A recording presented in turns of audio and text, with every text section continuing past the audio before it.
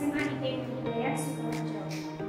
Baik, pada kesempatan kali ini saya akan menyampaikan materi lanjutan dari mata permulaan selanjutnya, yaitu tentang kasus-kasus pelanggaran hak dan pengingkaran kewajiban warga negara. Nah, teman-teman perlu tahu apa saja faktor-faktor yang menyebabkan seseorang itu melakukan pelanggaran hak dan juga melakukan pengingkaran kewajiban warga negara. Ada beberapa. Di sini saya akan menyampaikan. Yang pertama adalah sikap egois. Jadi sikap egois ini contohnya adalah kita terlalu mementingkan diri kita sendiri. Jadi kita tidak memikirkan orang lain, fokus hanya kepada dirinya sendiri, dan hal inilah yang akan menyebabkan seseorang itu hanya selalu menuntut haknya sendiri tanpa melihat bagaimana kewajiban asasi kita terlaksana atau tidak. Dan biasanya seseorang yang mempunyai sikap seperti ini akan menghalalkan segala cara untuk mendapatkan haknya terpenuhi, dan bisa jadi ini akan menjadikan seseorang itu melakukan pengingkaran kewajiban negara dan akan melanggar hak orang lain. Dan selanjutnya yang kedua adalah rendahnya kesadaran berbangsa dan bernegara. Nah, orang-orang yang seperti ini biasanya mereka suka melakukan pelanggaran dengan seenaknya sendiri. Dia bersikap acuh, tidak mau tahu bahwa orang lain pun mempunyai hak yang harus dihormati. Jadi sikap tidak mau tahu inilah yang menyebabkan muncul perilaku penyimpangan terhadap hak dan kewajiban warga negara. Lanjut, yang ketiga adalah sikap tidak toleran. Sikap ini juga jelas ya sangat menyebabkan memunculkan sikap untuk tidak saling menghormati, sikap tidak saling menghargai atas kedudukan atau kondisi seseorang atau keberadaan orang lain tersebut.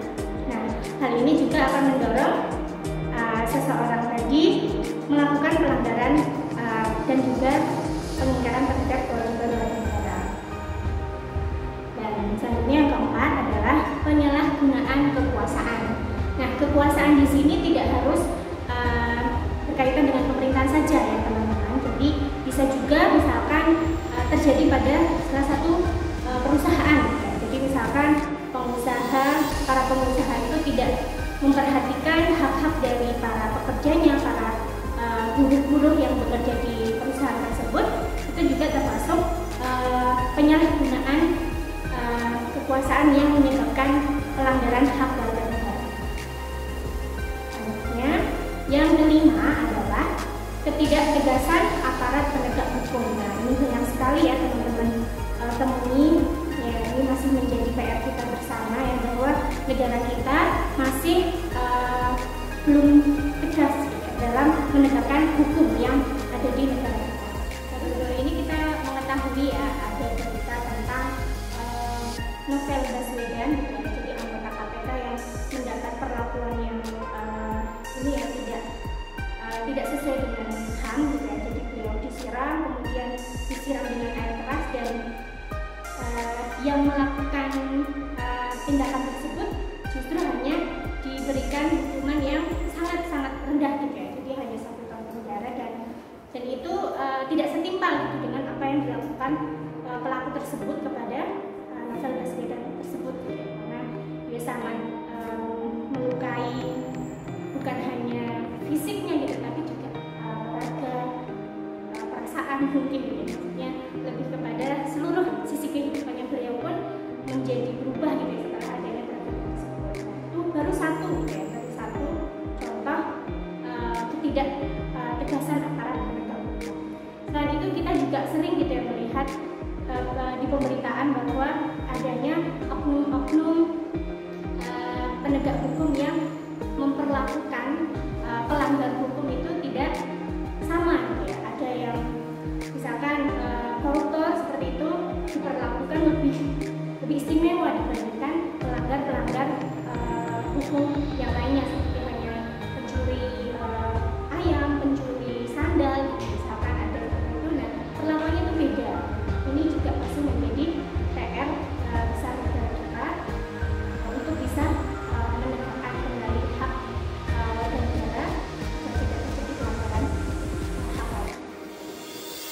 Nah, lalu yang selanjutnya adalah penyalahgunaan teknologi. Hati-hati teman-teman ya. Sekarang memang masanya adalah masa IT gitu ya. Banyak sekali apapun hubungannya sekarang dengan IT gitu. Tapi teman-teman juga harus hati-hati. Teknologi ketika tidak digunakan dengan baik bisa menjadi akibat yang buruk gitu ya, bagi teman-teman dan juga sekitarnya. Jadi kemajuan teknologi yang tidak dimanfaatkan untuk hal-hal yang baik bisa jadi akan menjadikan hak warga negara lain pun bisa dilanggar.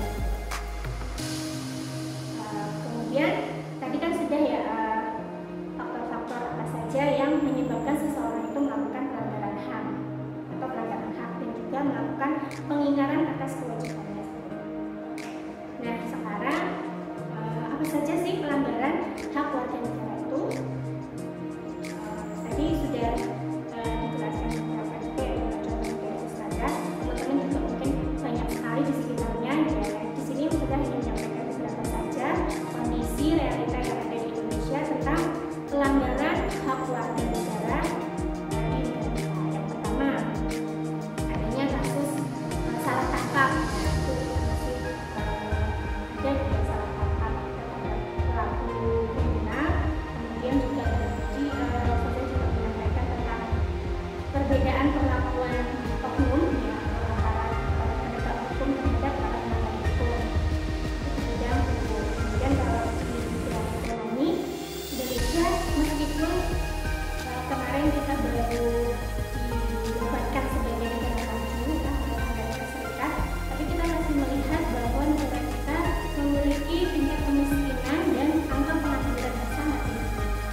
Ini kita refleksi bersama ya, apakah memang kita sudah pantas gitu ya menjadi negara maju atau ya kita masih berkembang. Nah, ini kita bersama untuk memperbaiki agar hak-hak dari warga negara juga bisa didapatkan dengan baik. Nah, jadi kita kan tahu bahwa negara Indonesia tadi menjamin gitu ya, negara menjamin seluruh warga negaranya itu mendapatkan kesejahteraan dalam hidup. Lanjut, juga ada ini angka putus sekolah yang masih tinggi. Teman-teman harus bersyukur gitu ya bisa masuk SMA IPB Hidayah, salah satu sekolah favorit gitu ya, yang masih menjadi rujukan nasional dalam proses pelaksanaan pendidikan gitu ya. Di luar sana masih banyak teman-teman kalian yang tidak mendapatkan keistimewaan seperti ini gitu ya. Teman-teman mungkin bisa mendapatkan materi langsung dari ustazahnya atau dari gurunya, mendapatkan video seperti ini, tapi di luar sana gurunya lah yang harus datang. Jadi teman-teman tetap harus bersyukur gitu ya, walaupun kondisinya seperti ini. Nah, lanjut di bidang kriminal masih ada ini ya, kalau mungkin dari sering nonton patroli dan sebagainya, itu masih banyak gitu ya, pembunuhan, kemudian kekerasan dalam rumah tangga, penculikan, bahkan itu dilakukan oleh sesama keluarga, dan itu kan juga masih banyak sekali ya pelanggaran. Yang terakhir yaitu penyerangan tempat ibadah. Nah, ini juga perlu kita ini ya bersama bahwa kita semuanya diberikan kebebasan untuk memeluk agama dan juga beribadah sesuai dengan kepercayaan masing-masing. Tapi ternyata masih ada beberapa oknum-oknum yang menyalahgunakan hal ini, jadi membuat umat-umat beragama tidak merasa nyaman ketika harus beribadah di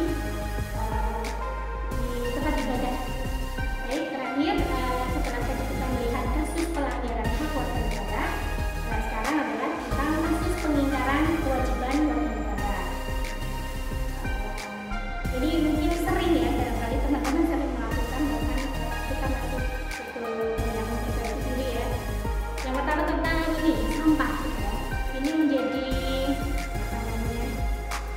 menjadi PR besar juga di Indonesia, bahwa pengelolaan sampah itu masih menjadi permasalahan besar, dan kesadaran seseorang terhadap lingkungan terkait dengan membuang sampah agar tidak masih kecil, ya. Masih banyak orang yang membuang sampah sembarangan dan sebagainya.